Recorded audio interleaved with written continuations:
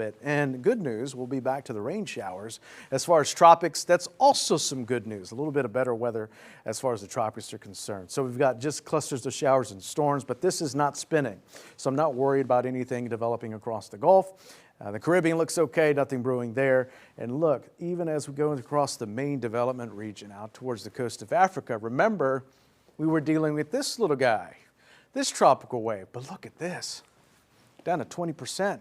It's really not going to develop just yet. That's what we're seeing, but pay attention to this.